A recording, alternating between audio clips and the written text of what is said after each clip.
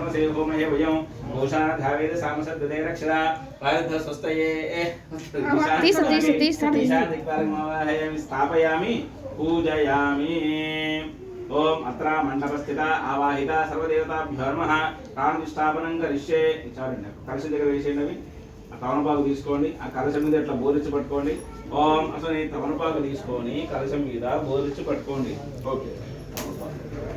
चंद्राय नमः स्वाहा ओम गजाननाय नमः स्वाहा ओम वक्रतुंडाय नमः स्वाहा ओम शूर्पकर्णाय नमः स्वाहा ओम हेरंबाय नमः स्वाहा ओम स्कंदपूर्वजाय नमः स्वाहा ओम सर्वसिद्धिप्रदायकाय नमः स्वाहा